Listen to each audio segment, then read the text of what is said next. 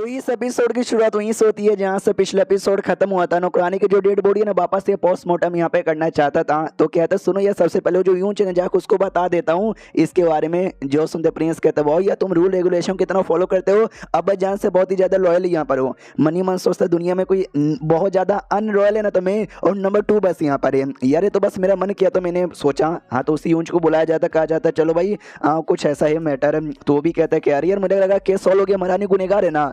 हमारा मैं कहता टोकन अभी भी मेरे पास है। हाँ तो गुनेगार साबित नहीं हुई है। मैं कैस और भी ज्यादा सॉल्व करना चाहता हूँ, यूंच भी लाइक करो यार।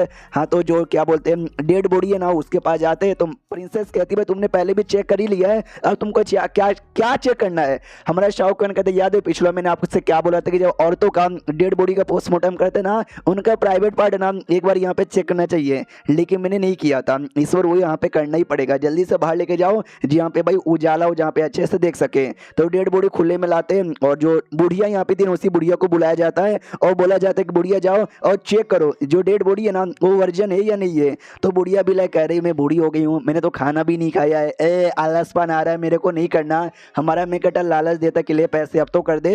वो भी कहती है अब तो पक्का करूंगी। इतना बोल के चेक करती है और कहती है कि वेल यार ये वर्जन यहाँ पे नहीं है।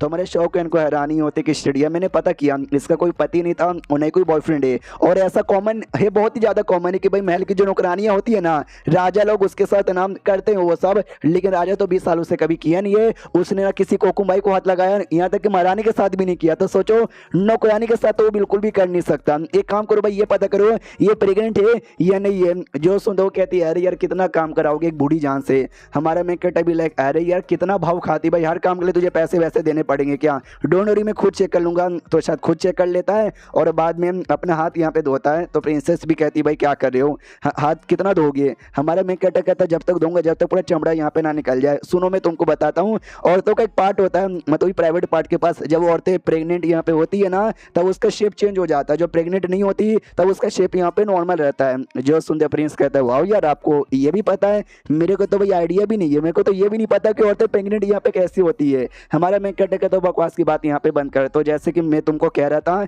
ये औरत ना ज्यादा पहले हमारे महल में नहीं आई थी, कुछ ही साल पहले आई थी। उतने में हमारे राजा ने सेक्स सब कुछ छोड़ दिया था। वो अपनी महारानी के साथ भी नहीं करता, नौकरानी के साथ क्या करेगा, यानी राजा ने नहीं किया होगा।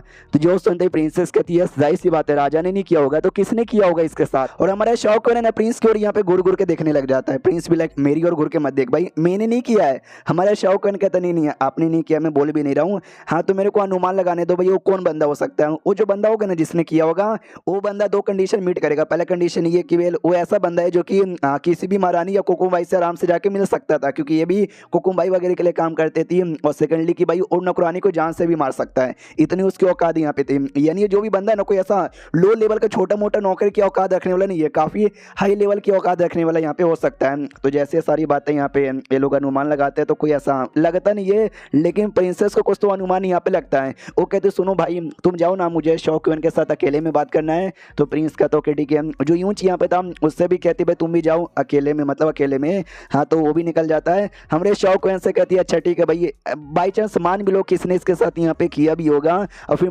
मेरी मम्मी जान ने यहाँ पे मान लिया तो उसके बीच में इस आदमी के बीच में मतलब क्या कनेक्शन यहाँ पर है, तुम साबित क्या करोगे। हमारा शौकीन कहते कह रहे प्रिंसेस इतना भी आपको समझ यहाँ पे नहीं आया, मैं बताता हूँ भाई कि बेसिकली क्या यहाँ पे हो सकता है। मुझे ऐसा लगता है कि वेल शायद ये जो बहुत पहले इसने किया होगा इसके साथ नौकरानी के साथ, नौकरानी को अच्छा यहाँ पे नहीं लगा, बेचारी प्रेग्नेंट थी। हाँ नौकरानी प्रेग्नेंट यहाँ पे थी, इसने सुसाइड करके अपनी जान निकालने की कोशिश यहाँ पे की, लेकिन बाद में महारानी ने जान से बचाया। उसी के चक्कर में दिल पे चोट यहाँ पे लगी थी, लेकिन बाद में कहीं ना कहीं उसी आदमी ने इस बेचारी नौकरानी को मरवा डाला। और महारानी है ना उसी आदमी को बचाने के लिए सारे इल्जाम अपने ऊपर ले रही है। और अगर ये बात सच है तो अगर महारानी किसी आदमी को बचाने के लिए ये सब इल्जाम अपने ऊपर ले रही है तो उसके पीछे भाई यही हो सकता है कि वो आदमी महारानी से बड़ा क्लोज है, लेकिन महाराज से उसका कोई लेना देना यहाँ पे नहीं है, जो कि आराम से आके महारानी से मिल भी लेता है। जैसे कि मैंने बोला भी कि भाई वो कोई बंदा होगा जो कि महारानी और कुकुमबाई से आराम से मिलता होगा। तुम्हारे दिमाग में किसी ऐसे आदमी के बारे में अनुमान है क्या।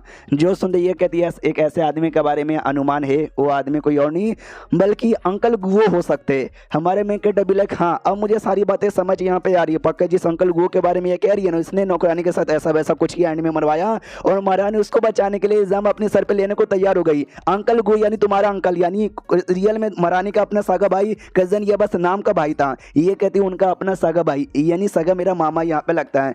अब तुम जो बोल रहे हो ना मुझे भी समझ आ रहा है। अंकल हमेशा मिलने आते रहते हैं, वो तो भाई है तो ऑफकोर्स भाई महारानी से मिल सकते हैं, कोई भी उनको रोक नहीं सकता।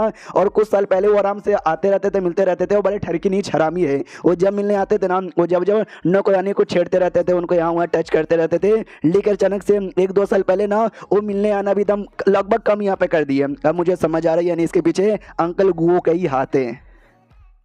पक्का ये जो अंकल हुआ ना उसने जबरदस्ती की होगी बेचारी नौकरानी के साथ, जिसके चक्कर में बेचारी प्रेग्नेंट यहाँ पे होगी और बाद में बेचारी ने सुसाइड करने के बारे में सोचा होगा, जिसके चक्कर में उसके दिल में वो चोट यहाँ पे लगी थी। लेकिन महारानी यहाँ पर आई और महारानी ने यहाँ पे बचा लिया होगा। मेरे ख्याल से ऐसा यहाँ पर हुआ रहेगा। जो सुनते ही हमारा में कहता है नॉट रियली, इतना भी सिंपल यहाँ पे नहीं है, कुछ और भी हुआ है। जो सुनते ये कहती और क्या हुआ है, या तुमने कहा भी था प्रेग्नेंट थी, अभी प्रेग्नेंट नहीं है। मैंने गलती से बोल दिया कि अभी भी थी, नहीं वो प्रेग्नेंट यहाँ पे थी, यानी उसने बच्चे को जन्म दिया होगा। लेकिन कोई नौकरानी माँ बन चुकी है, उसने बच्चे को जन्म दिया है, तो ये सामने बच्चा आया रहता, लोगों को पता यहाँ पे चलता, लेकिन किसी को भी नहीं पता था कि ये प्रेग्नेंट है या फिर इसने बच्चे को जन्म यहाँ पे दिया है। तो जाहिर सी बात यहाँ पर है कि जो मैं बोल रही हूँ वो ज्यादा सही है। हमारा मैं कहते कि नहीं, महारानी को आइडिया लगा हुआ कि मेरे भाई ने इसके साथ जबरदस्ती किया, प्रेग्नेंट हो गई है। हाँ तो भी पक्का जो बच्चा ना, बच्चा उसने गिरा यहाँ पे दिया होगा, यानी बच्चे को मरवा दिया होगा, जिसके चक्कर में ना किसी को भी आइडिया वाइडिया यहाँ पे नहीं लगा होगा। जो सुनते प्रिंसेस कहती है मुझे सारी बातें समझ आ रही है, तो सबसे पहले जबरदस्ती किया होगा तो प्रेग्नेंट हो गई होगी, फिर अम्मी जान ने बच्चा यहाँ पे गिरवा दिया होगा, जिसके बाद से दोनों भाई बहन को यानी मामा और साथी में अम्मी जान को भी वो लाइक नहीं करती होगी। तो उसने ठान यहाँ पे लिया था कि मेरी दुश्मन है महारानी, यहाँ पर महारानी को मरवा के यहाँ पे रहूंगी। इसके लिए ना उसने कोकुमाई फू को मरवाया और एंड में खुद भी ऐसा मर गई ताकि जो भी शक महारानी पे जाए और महारानी को यहाँ पे पकड़ लिया जाए। तो ऐसा यहाँ पर हुआ था ना। जियो सुनते हमारे शौकन कहता है नहीं यार मुझे और भी ज़्यादा गहरा मामला यहाँ पे लगता है। तो प्रिंसेस कहती है और क्या गहरा लगता है। हमारा शौकन कहता है सच्ची में महारानी उसको डायरेक्ट अगर शांत करवाना चाहती थी, मरवा के खत्म भी तो कर सकती थी नौकरानी को। जब मरी जाती तो कभी सामने वो आती ना वो भी बच जाती है, उसका भाई भी बच जाता। जो सुनते प्रिंसेस कहती है महारानी बहुत ही अच्छी है यार, वो कभी किसी नौकरानी को नहीं मरवाएगी। जो सुनते हमारे शौकन कहता है चलो हाँ यार तुम्हारी बातों से लगता है कि हाँ महारानी बहुत ही अच्छी यहाँ पर है, दिल सी, जो नौकरानी को मरवा नहीं सकती। अगर तुम बदले में होती तो शायद हो सकता है कि तुम मरवा यहाँ पे देती उसको। अब मुझे समझ आया, तभी तो महारानी से हमें पूछने यहाँ पे गया केस वेस के बारे में, बात पे सबूत यहाँ पे मांगने लगी थी। पहले शक था कि अपने आप को बचाने के, लेकिन नहीं, अभी पता चला कि भाई वो अपने आप को नहीं बल्कि अपने जो कमीना भाई है ना, अपने कमीने भाई को बचाने के लिए पूरा नाटक यहाँ पे की जा रही थी। और ये चैप्टर यहीं पे खत्म हो जाता है। तो हम मिलते हैं किसी और वीडियो में, जब तक के लिए बाय बाय।